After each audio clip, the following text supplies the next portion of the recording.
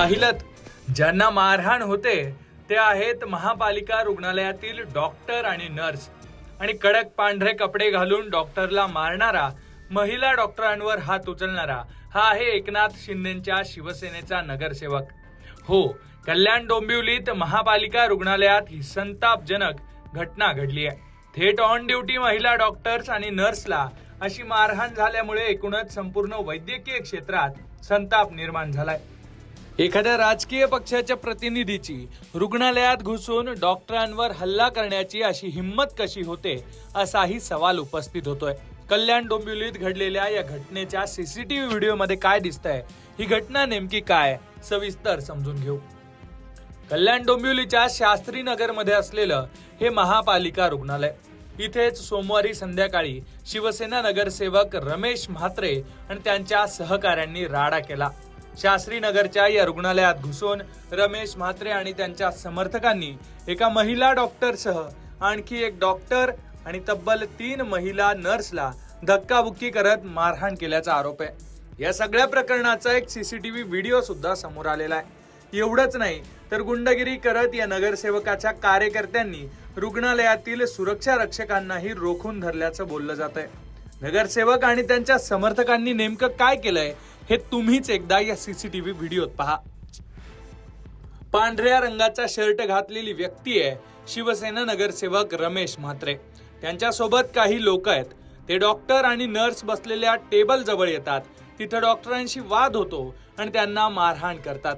महिला डॉक्टर आणि नर्सला सुद्धा जोरजोरात धक्के दिले जातात.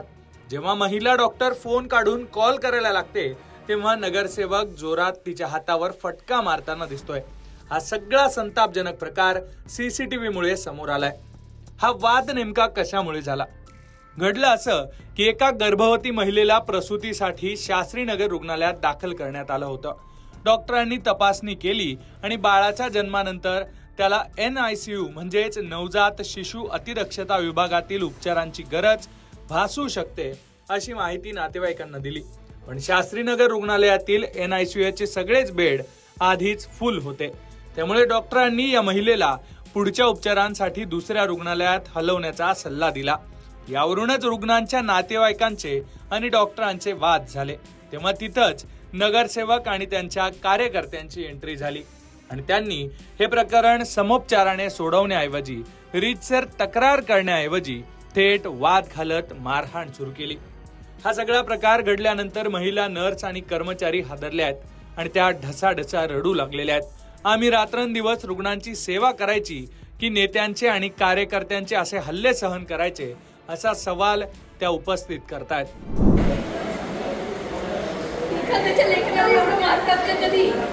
तुमच्या मुलांना मारलं तर काय करणार आहे? दलित देशाले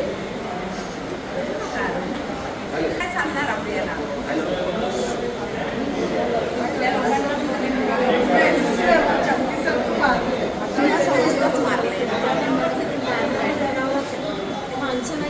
एकूणच वारंवार होणाऱ्या अशा हल्ल्यांमुळे डॉक्टर आणि नर्सच्या सुरक्षिततेचा प्रश्न आता चव्हाट्यावर आलाय. या घटनेनंतर संतापलेल्या सर्व डॉक्टर्स, नर्स आणि कर्मचाऱ्यांनी मंगळवारी थेट काम बंद आंदोलन केल्याची माहिती आहे. यावेळेला दोषींवर कडक कारवाई करण्याची मागणी त्यांनी केलेली आहे. या संदर्भात मुख्य आरोग्य अधिकारी सादिया पिंजारी यांनी या घटनेला दुजोरा दिला असून दोषींवर कायदेशीर प्रक्रिया सुरू असल्याचं सांगितलंय. तसंच कर्मचाऱ्यांच्या सुरक्षिततेसाठी पावलं उचलली जातील असं आश्वासन सुद्धा दिलेलं आहे. तर दुसरीकडे कल्याण डोंबिवली महापालिकेचे आयुक्त अभिनव गोयल यांनी सुद्धा या प्रकरणावर प्रतिक्रिया दिलेली आहे. ते नेमकं काय म्हणालेत, ऐकूयात.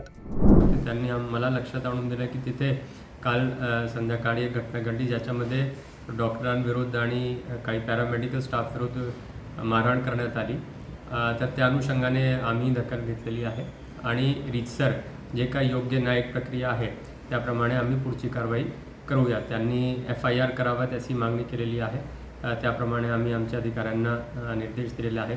त्याचबरोबर हॉस्पिटल्समध्ये थोडा सिक्युरिटी वाढवावे आणि इतरही गोष्टी जे यंत्रणा आहे ते थोडं आणखी बलकट करावे. त्याकरिताही KDMC प्रशासन पुढील पाऊल उचलतील. सर, आपण FIR करतोय त्यांच्याबरोबर. आता जे डॉक्टर्स आहेत ज्यांना मारहाण झाली आहे त्यांनी निवेदन दिलेलं आहे. तर मी माझ्या अधिकाऱ्यांना सांगितलं आहे की त्यांना आपण सांगून त्यांना FIR नोंदवायची असेल तर ते पोलीस स्टेशन जाऊ शकतात आणि त्याप्रमाणे आम्ही पोलीस प्रशासनाची कोऑर्डिनेट करून पुढची कारवाई करू. सध्या विष्णुनगर पोलीस ठाण्यात या प्रकरणात गुन्हा दाखल करण्याची प्रक्रिया सुरू असल्याची माहिती आहे. गोरगरिबांना आरोग्य सेवा देणाऱ्या शास्त्रीनगर रुग्णालयाची सेवा या राड्यामुळे पूर्ण वेळ विस्कळीत झाली होती.